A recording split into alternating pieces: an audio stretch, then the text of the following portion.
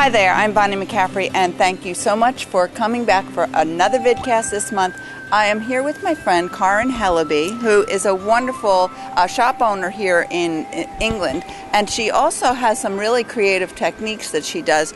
So, Karin, it's so good to see you. And you as well, Bonnie. Yes. Now, you are a self-published author, is that correct? I am. I have published 9 books over the last 11 years. Yeah, and you know, Karin's books, your techniques are really like not quite the standard. It's like with a little bit of a twist and a little bit of a... That's right. I try to give as much information as possible, but my motive is to make things as simple and easy as possible, and trying to look at techniques that are traditional, but wanting to put a new slant on it to make it much more approachable and doable. Right. So what would you say is your most popular book? Oh, my most popular book. Let me show you. My most popular book is So Simple Pineapple. Yeah. This has been voted in the US by the shop owners there as one of their top 5 favourite books and best-selling books. That's great. And it's been voted for 3 consecutive years. I'm really, really pleased about that one. That's a good honor, isn't it? Thank you, it is. Yeah. And it is a neat technique as well. Yeah. It's completely unique to me. It's a technique that I've invented, and it's to make pineapple very simple and very easy.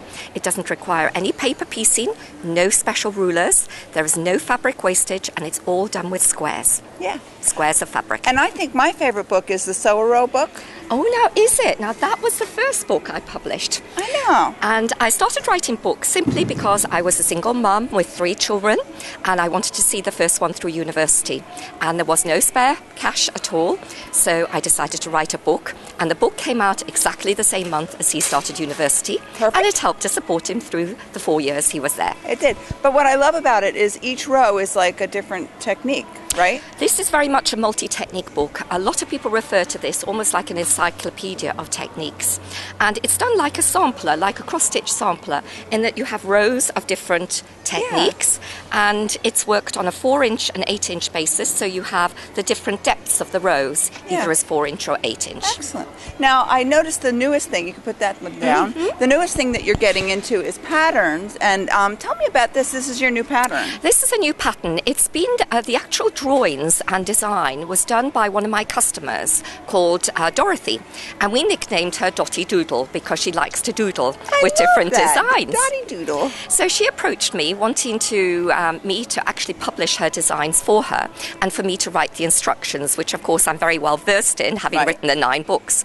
So we brought the pattern out a couple of months ago, and it is doing so well. But it's this show here, of course, that will prove how well it's doing. Yeah. And we've also packed kits for it, and we have 2 different versions, the muted version and the bright version. Right. And it's all based around little houses, which we call Elfin Patch, which is based around a little imaginary green in Suffolk, which is, of course, a very old part of the UK. Yeah, yeah. And I love that it's embroidery. It's not, it's a quilt, but it's focused more on the embroidery. Yeah. Well, stitchery is becoming more and more popular in England, and I think the way that it differs a little bit from maybe red work or blue work in America is that we use different coloured threads, and we also use different stitches. It's not just a back stitch, there's cross stitch involved or stem stitch.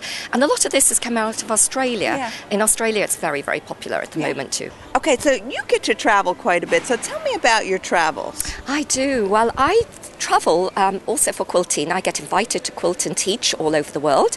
The symposium in New Zealand, the Middle East and America frequently. But I was also approached by a travel company in the UK called arenatravel.com. And they approached me about 5 or 6 years ago, and I advised them on quilting holidays. And in October, we go to France, to southwest France, to a place called Carcassonne, which is where they filmed Robin Hood, Prince of Thieves. Oh my gosh. So we get to stay in the old city, in the fortress there, in a beautiful hotel, and get to quilt all day. And then in January, I'm taking a quilting group to Japan, to the Tokyo Dome. And then in a couple of years, well, you should be able to come with me, shouldn't you, Bonnie? I know. I could do a VidCast. Of course you can. Of course. course. Yeah. That would be fun. Yeah. Yeah, you'll have to learn to speak a bit of Japanese before you go too. Hajime Mustad. Well done. So where else are you going? Oh, well, Spain, Vietnam in a couple of years' time. Wow, There's that some would be quilting that really- gets done in Vietnam, and it's also the textiles and the crafts and getting to see the country. Yeah. That's such a huge part of it as well. Yeah. Exploring the country, exploring the culture, Yeah. and also get to do the quilting at the same time. And you take tours to the Sisters Quilt I Show, do. right? We've taken tours there 3 or 4 times Yeah. now, and I came back from there last month, which was very exciting. And we're going there probably in about 3 years' time. Wow, you should come with Karin and You take some definitely tours. should. It yes. would be a lot of fun. And they're all different. Some of them are sewing tours, some of them are quilt show tours, and some of them are about just exploring the culture and the crafts in that country. Yeah, yeah. Well, you're going to show us how you do one of your new techniques. So let's get set up and we'll be right back. All right, we're back. Now, is this your newest book? This is my newest book. It came out a few months ago, and it is the 5th in the series of the So Simple series. Okay. Now, I devised the So Simple series basically because I wanted to concentrate on one technique at a time, and I wanted to produce a book that was affordable. And this has been very, very popular, particularly with shop owners and students. And in fact, they could do probably 3 or 4 classes from this particular book. Interesting. So what is the book basis? The book is called So Simple Pinwheels, and it's based on the pinwheel or windmill block.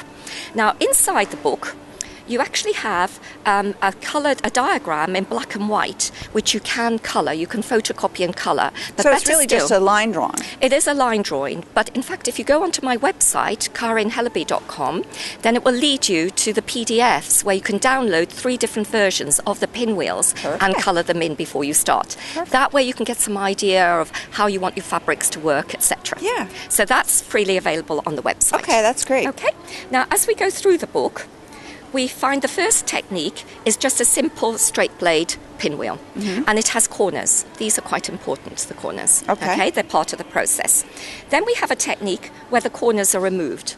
Makes them much simpler, makes them quite effective if you want the fabric to stand out. Okay. Then we go on to a really neat technique called curved pinwheels, and this is the one that fascinates people, and this is the one I thought I'd demonstrate for you today. That'd be great. Okay? Good. Okay. So what do we need?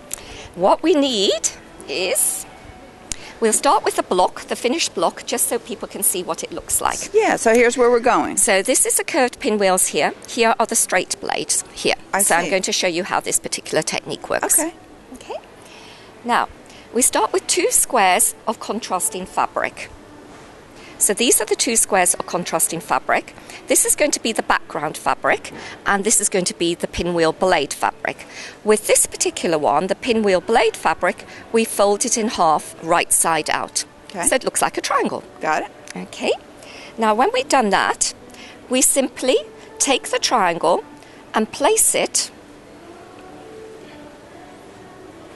on top of the background square. Got it. And I've pinned it in place because what I want to do next is to stay stitch 1/8 of an inch inside the raw edges. Okay. Okay, you can see that the raw edges match the background Right. edge here. And this, in fact, gives it a pocket effect here. Oh, interesting. Now, this is important because we're now going to use this to start the block off. So this is actually going to be cut in half vertically. Oh. Now, isn't that interesting? Oh, I'm Now thinking this wait is going to and be a very big block. No, And I was wondering, no. Stay with me, stay with me. I am. I'm intrigued. Okay, so here's one I've done earlier, and we've cut it in half. And what we're going to do, we can do one of 2 things. We can either decide to flip this one over, and that becomes a corner in the block, and stitch Right. those together. Right. But for this particular block, what I've done is taken a rectangle of the actual background fabric, and I'm going to take this piece out, and I'm going to put this piece in. And I'll bet you're going to save that one for something else. The borders, just look at the quilt behind you. Can you see those fun borders? Oh my gosh, that's perfect. So from this technique, you get a block, but you also get the borders all in one. that is Now, so isn't that neat. clever? That is clever. So what we're going to do now is stitch these 2 together with the quarter of an inch seam here. Okay. And when we press this block open, there it is there. Now, because of the way the technique works, this is in fact not a square. It's a rectangle. So we now have to trim it down to a square. Correct. So when we Got trim it. it down to a square, me show you how that works. Can you see the difference there? There's a little difference to make it into a square. Right. So we trim that down to a square, and then all we have to do then is to make 4 of these. 1, 2, 3, 4, and then arrange them in the pinwheel design. But I'm not seeing the curve yet. Just wait. All will be revealed. All will be revealed. Good. So we stitch those together, and when we stitch them together, we have the block. That's why I left some of these straight. Oh, good. So you can see how it works. Exactly. So what we then do is, this is a straight block, just as in the straight square here. Can you see? Right. And all we have to do is gently manipulate it over.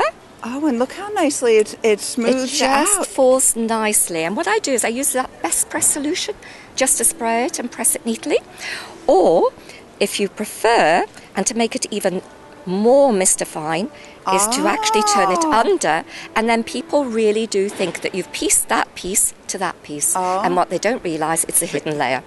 That is tricky. That is great. So I hope you enjoyed that technique. I did. Do you go back and stitch this? I do. Okay. Yes. Yeah. Yes. Great. Generally, if I curve them under, then what I do is stitch all the way round in one continuous process. Okay. But of course, this can be hand stitched, and it can be embellished with beads and embroidery stitches and all sorts of other things. I'll leave that to your imagination. Good.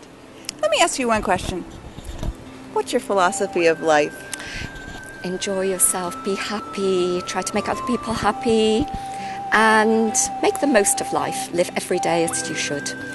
And hopefully you'll have hundreds of more days and thousands of more days to live. Thousands. I'll take thousands. Thousands, millions. I love your philosophy. Thank you. And thank you for doing this with me. It's a pleasure. Yeah. Thank you. And thank you all. I do hope you'll come back next month to see what I have for you then. Thanks for being with me.